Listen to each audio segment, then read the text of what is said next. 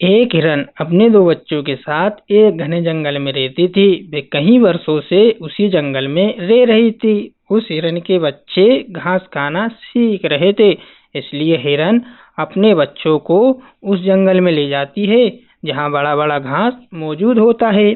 बच्चों, आज मैं तुम्हें बड़ा बड़ा घास खिलाने दूसरे जंगल में ले चलती हूँ। हाँ मम्मी, चलो चलो, मैं तो बहुत सारा घास खाऊंगा। हाँ, मैं भी बहुत सारा घास खाऊंगी मम्मी, जल्दी चलो। और हिरन अपने दोनों बच्चों के साथ उसी दिशा में चले जाती है जहाँ बड़ा बड़ा घास मौजूद होता है। बच्चे बड़ा बड़ा घास देखकर बहुत खुश होते हैं। सच में मम्मी, यहाँ तो बहुत बड़ा बड़ा घास है, कितना मीठा मीठा है, खाने में भी बहुत अच्छा लग रहा है। हाँ मम्मी, सच में बहुत अच्छा लग रहा है, तुम भी खाओ ना। हाँ हाँ, मैं तो बहुत पेट भर के खाऊंगी और हम तो रोज खाने आया करेंगे। हाँ, कितना अच्छा घास है, कितना बड़ा बड़ा घास है। बच्चों की आवाज दूर तक जा रही थी और वे आवाज एक बाघ के कानों में पहुंच जाती है। अरे, मेरे इलाके में ये आवाज कैसी? मुझे जाकर देखना होगा। अरे, ये तो हिरन और उसके बच्चे हैं। आज तो खाना मेरे इलाके में खुद चल के आया है। मैं तो पेट भर के खाना खाऊंगा। हा हा हा। हिरन को पता था कि उस जंगल में एक बाघ रहता है, इसलिए वे खाना खाते समय इधर उधर ध्यान रख रही थी। और हिरन दूर से ही बाघ को देख लेती है और वो अपने बच्चों से कहती है, बच्चों, हमारी ओर एक बड़ा सा बाघ आ रहा है और वो हमें मार डालेगा, इसलिए तुम्हें बहुत तेजी से भागना होगा। हाँ मम्मी, मैं तो बहुत तेजी से भागूंगी। हाँ, मैं भी बहुत तेजी से भागूंगा मम्मी। हिरन और उसके बच्चे बहुत तेजी से भागना शुरू कर देते हैं। बाघ दूर से ये सब देख लेता है और वो भी उनके पीछे भागना शुरू कर देता है।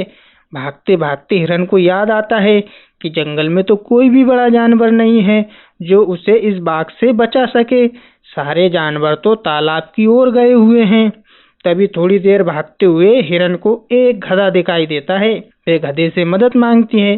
अरे गधा भैया, गधा भैया, हमारी मदद करो, हमारे पीछे बाघ पड़ा हुआ है, वो मुझे और मेरे बच्चों को मार डालेगा। अरे हिरन बहन, मैं तुम्हारी मदद नहीं कर सकता हूँ। उस बाघ का सामना मुझसे नहीं होगा, वो तो मुझे भी मार डालेगा। मैं तो कहता हूँ तुम भी भागो और मुझे भी भागने दो। हिरन और उसके बच्चे फिर से भागना शुरू कर देते हैं। भागते भागते हिरन के बच्चे हिरन से कहते हैं, मम्मी मम्मी, हम तो बहुत जोर का थक गए हैं, बहुत जोर की भूख भी लग रही है, क्यों ना हम कहीं आराम कर लेते हैं।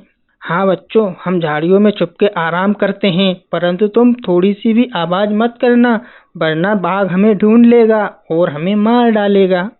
हिरन और उसके बच्चे झाड़ियों में छुप जाते हैं। तभी वहां एक नन्हा खरगोश आ जाता है।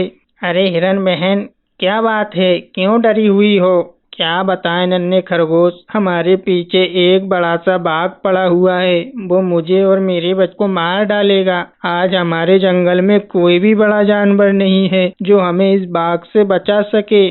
तुम क्यों चिंता करती हो हिरन बहन, मैं हूं ना, मैं तुम्हारी रक्षा करूंगा। क्यों मजाक कर रहे हो नन्हे खरगोश, तुम भला उस बाघ का सामना कैसे कर सकते हो? मैं तो कहती हूँ तुम जाओ और अपने बिल में जाकर छुप जाओ।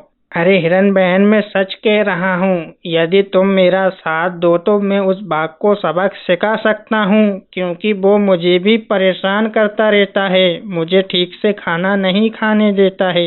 यदि तुम इसी प्रकार झाड़ियों में चुपती रही तो वो तुम्हें अवश्य ढूंढ लेगा और तुम्हारे साथ साथ तुम्हारे बच्चों को भी मार देगा। इससे अच्छा है कि हम उसका सामना करें। तुम सही कह रहे हो नन्हे खरगोश, परंतु हम क्या कर सकते हैं? हिरन बहन, मैं जैसा कहता हूँ तुम्हें वैसा ही करना होगा। खरगोश अपनी तरकीब हिरन को बता देता है और हिरन उसकी बात मान जाता है और हिरन भागता भागता एक कुएं के पीछे छिप जाता है और बाघ भी वहां पहुंच जाता है। कब तक भागोगे हिरन? मैं तो कहता हूँ कि चुपचाप तुम मेरा खाना बन जाओ, मैं तुम्हें झट से मार डालूंगा, तुम्हें तकलीफ भी नहीं होगी।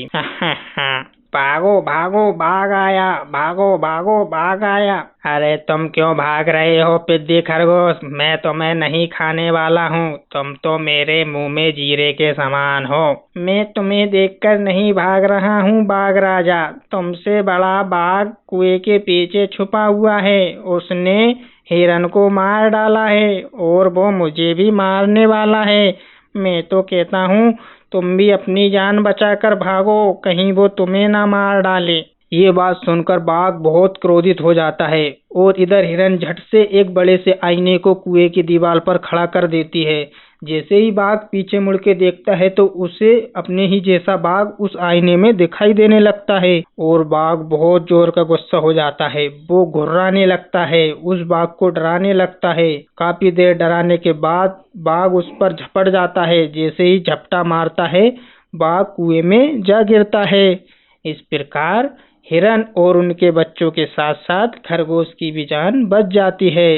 दोस्तों, इस कहानी से हमें ये सीख मिलती है कि मुसीबत के समय छिपकर बैठने से अच्छा है कि हमें उसका सामना करना चाहिए। सामना करने से ही मुसीबत का हल होता है।